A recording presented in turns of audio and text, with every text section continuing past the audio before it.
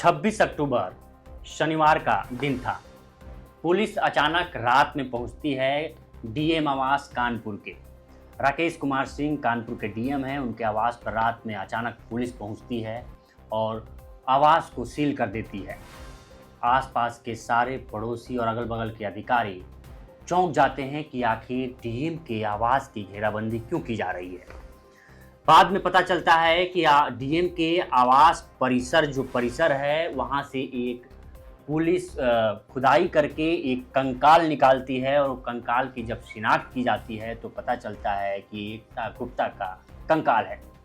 एकता गुप्ता पिछले 4 महीने से लापता थी। उनके पति राहुल गुप्ता कारोबारी हैं और उन्होंने शिकायत दर्ज कराई कि उनकी पत्नी का अपहरण करके मर्डर कर दिया गया है। आरोप उन्होंने ग्रीन पार्क कानपुर के ग्रीन पार्क स्थित एक जिम ट्रेनर पर कराई जिसका नाम बिमल सोनी है। रोहित गुप्ता बताते हैं कि वो एफआईआर जब पुलिस से कराते हैं तो पुलिस इस मामले को प्रेम प्रसंग के एंगल से जोड़ती है और उस पे ये पुलिस कहती है कि प्रेम प्रसंग का मामला है और दोनों भाग गए हैं।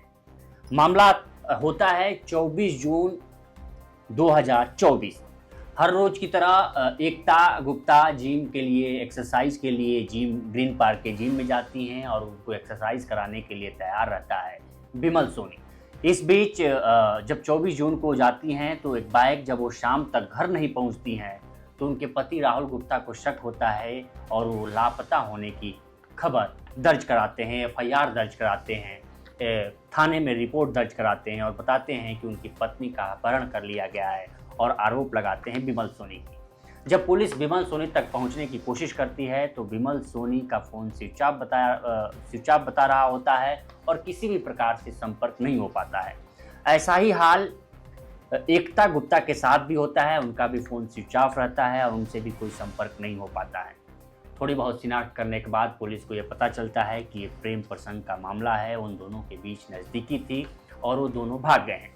धीरे धीरे मामला पुलिस शिनाख्त करती रहती है, ढूंढने की कोशिश करती है, लेकिन इन 4 महीनों में कहीं भी बिमल सोनी का पता नहीं लगता है। एक रोज पंजाब में बिमल सोनी रहता है और वहाँ के कानपुर के ही उसके एक पड़ोसी से उसकी मुलाकात होती है। इसके बाद पुलिस को जब पता लगता है कि वो पंजाब में एक होटल में काम कर रहा है बिमल सोनी जिम ट्रेनर, तो पुलिस पहुँचती है और उसे गिरफ्तार करती है और गिरफ्तार करके 26 अक्टूबर को शनिवार के दिन वो कानपुर पहुंचती है लेके। जब उससे शिनाख्त की जाती है और एकता गुप्ता के बारे में पूछा जाता है तो पहले वो पुलिस को गुमराह करता है और कहता है कि उसे एकता के बारे में पता नहीं है। ये देखिए घटना 24 जून की है और जो अभियुक्त है बिमल सोनी वो यहाँ पे जो ग्रीन पार्क में है, एक मिनट, ग्रीन पार्क जो अपना है वहाँ पे जिम का मतलब जो ट्रेनिंग था वहाँ पे वो जिम कराता था और उसमें जो मृतका है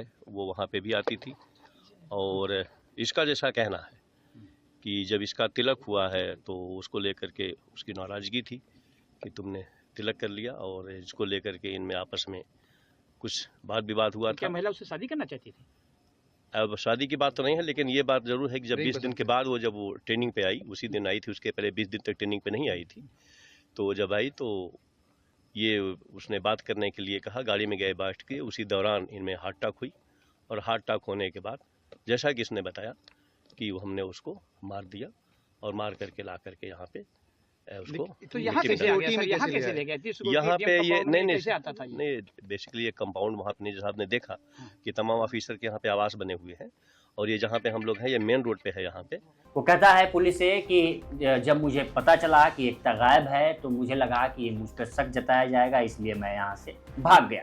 लेकिन उसके बाद जब कड़ी पूछताछ होती है तो पुलिस को बताता है कि उसने उसकी लाश को गंगा में बहा दिया। पुलिस गंगा के किनारे उसे लेके पहुंचती है। जब गंगा में छानबीन होती है तो कुछ पता नहीं चलता है। उसके बाद फिर गुमराह करता है पुलिस को और एक जंगल की तरफ लेके जाता है। वहाँ भी कुछ नहीं पता चलता है तो पुलिस उससे कड़ी पूछताछ करती है और कड़ी पूछताछ के बाद वो बताता है कि 24 जून को एकता जिम में आई। जिम करने के बाद जैसे वो बाहर निकली तो मैंने उसका पीछा किया कार से। जब वो कार में बैठी तो हमारे बीच कार में बैठते ही उसने पूछा कि तुम शादी क्यों कर रहे हो। तो चूँकि उसका जिम ट्रेनर की शादी हो रही थी, उसका तिलक हो गया था, इसको लेके एकता बहुत नाराज़ चल रही थी। एकता ने कहा कि तुम शादी क्यों कर रहे हो? इस बीच उन दोनों के बीच बहस हुई और बहस में जिम ट्रेनर ने उसे एक मुक्का मारा और मुक्का मारा तो बेहोश हो गई। कुछ देर बाद जिम ट्रेनर को पता चलता है कि इसकी मौत हो गई है। उसके बाद वो पीछे वाली सीट पर ही एकता के शव को रखता है और सीधे डीएम आवास परिसर के कंपाउंड में घुसता है गाड़ी लेकर और डीएम आवास के जो गेट है उसके बगल में 5 फीट का गड्ढा खोदता है और उसी गड्ढे में एकता को दफन कर देता है। ये बात तो खुद जिम ट्रेनर बताता है पुलिस से। अब सोचिए कि इतनी हाई सिक्योरिटी सुरक्षा के बाद जहां डीएम आवास है, जजेस का कंपाउंड है, पुलिस का कहना है कि वहां जजेस कंपाउंड है, आला अधिकारियों के आवास हैं, इन सारी सुरक्षाओं के बीच अगर वो जाता है और वहाँ गड्ढा खोदता है 5 फीट का, उसमें एकता का शव को दफनाता है, ये कितनी बड़ी नृशंस हत्या होती है और कितनी चीज़ होती है। उसके बाद पता चलता है कि ये वहाँ से हत्या करने के बाद वो अपने एक भांजे को बुलाता है घंटाघर, उससे कपड़ा मंगाता है और वहाँ से भाग के अपने बहन के पास अपनी गाड़ी को खड़ा करता है और गाड़ी खड़ा करने के बाद वो कपड़ा मंगाने के बाद महोबा अपने एक रिश्तेदार के यहाँ छिपता है। उसके बाद वो वहाँ से पंजाब चला जाता है। पंजाब में एक होटल में काम करता है। जब पुलिस उस होटल के पास पहुंची, होटल मालिक से पूछताछ की तो होटल मालिक ने बताया कि ये किसी से बात नहीं करता था, अपना काम करता था, काम करने के बाद सो जाता था। इस बीच इधर एकता गुप्ता के पति राहुल गुप्ता भी कई तरीके से पुलिस पर दबाव बनाने की कोशिश करते हैं। वो आरोप भी लगाते हैं कि पुलिस इसमें ढुलमुल पुलिस का रवैया होता है। इसके लिए वो प्रधानमंत्री मोदी और मुख्यमंत्री योगी आदित्यनाथ को पत्र भी लिखते हैं इस जांच के मामले में और ये भी बताते हैं, दैनिक भास्कर की ये रिपोर्ट है उसमें ये भी बताते हैं कि वो एक महिला मित्र हैं आईबी में, उनसे भी प्रेशर बनवाते हैं पुलिस पे कि एकता की हत्या कर दी गई है, पुलिस इसकी जांच करे, पुलिस इसकी छानबीन करे, लेकिन पुलिस इसमें लापरवाही बरतती है और टाइम पे और समय से जाँच नहीं करती है। इसके बावजूद वो कहते हैं कि उनके परिवार में माँ नहीं है, पिता बीमार हैं, 2 बेटे हैं, एक 10 साल का और एक 12 साल का। वो फांसी की मांग कर रहे हैं कि जिसने घर बर्बाद किया, जिस टीम ट्रेनर ने हमारे घर को बर्बाद किया, उन्हें फांसी की सजा दी जाए। तो एकता हत्याकांड में ये बड़ा खुलासा हुआ है कि कैसे एक डीएम के आवास परिसर में एक 5 फुट का गड्ढा खोदा जाता है। गड्ढा खोदने के बाद एकता की लाश को दफन किया जाता है और पुलिस को भनक तक नहीं लगती है कि इस प्रकार की वारदात हो रही है। तो फिलहाल इस वीडियो में इतना ही। बाकी देश दुनिया की तमाम खबरों के लिए बने रहें लोकमत टीवी के साथ। नमस्कार।